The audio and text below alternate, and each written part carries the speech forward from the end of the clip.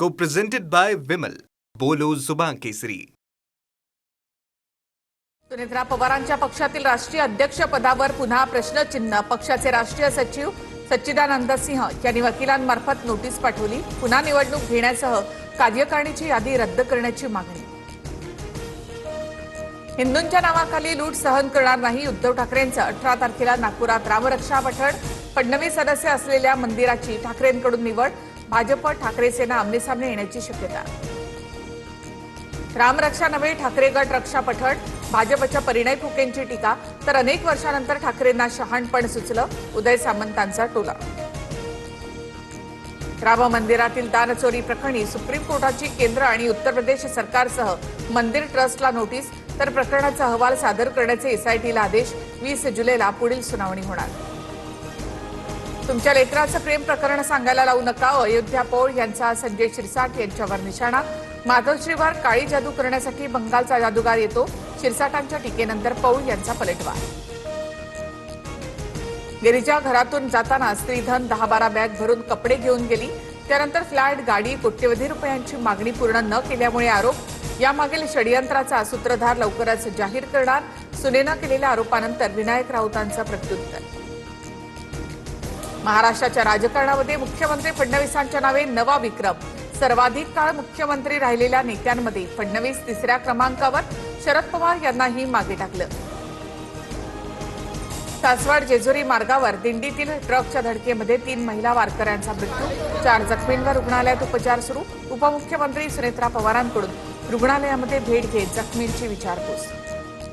मुख्यमंत्री फडणवीसांना फोन करत सुनेत्रा पवारांनी जेजुरीमधील वारकऱ्यांच्या अपघाताची माहिती दिली. जखमींसह मृतांच्या वारसांना 5 लाखांची शासकीय मदत जाहीर. जेजुरी अपघाताची सखोल चौकशी करा. वारकऱ्यांच्या सुरक्षेसाठी अशा घटना पुन्हा घडू नयेत म्हणून उपाययोजना करा. आमदार रोहित पवार यांची प्रशासनाकडे मागणी. पिंपरीच्या मोशी कचरा डेपो दुर्घटनेतील अँटीलारा कंपनीवर सदोष मनुष्यवधाचा गुन्हा दाखल. इमारती शेजारी कचऱ्याचा डोंगर असतानाही दुर्लक्ष केल्याचा ठपका. 2 अधिकाऱ्यांवर कारवाई. डोंबिवली रुग्णालयामधील डॉक्टर मारहाण प्रकरणी नगरसेवक रमेश म्हात्रेसह 4 आरोपींना 24 तारखेपर्यंत न्यायालयीन कोठडी. ऑनलाईन पद्धतीने आरोपी कोर्टात हजर होते.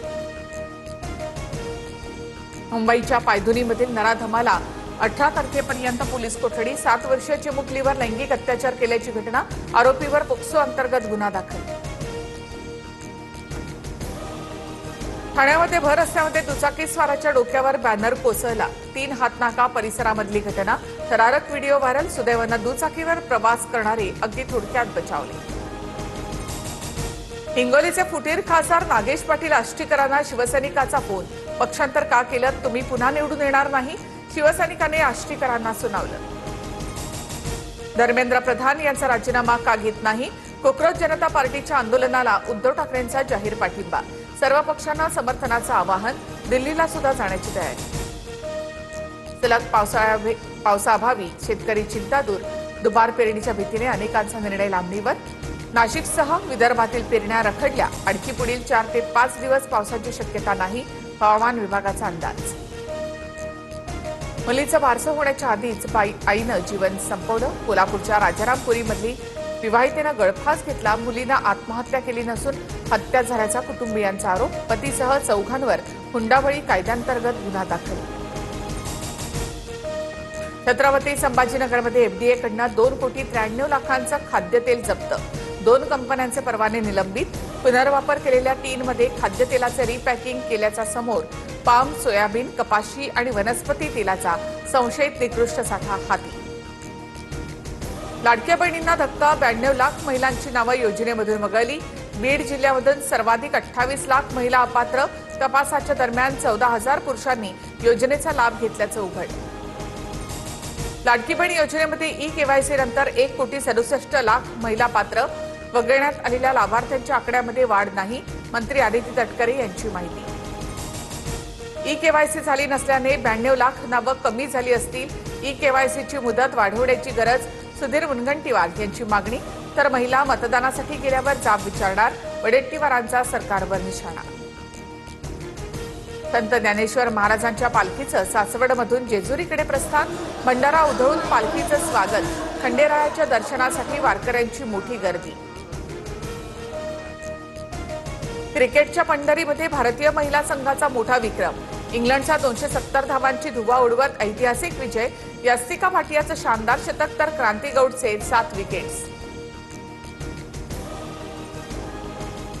Co-presented by Vimal. बोलो जुबान केसरी.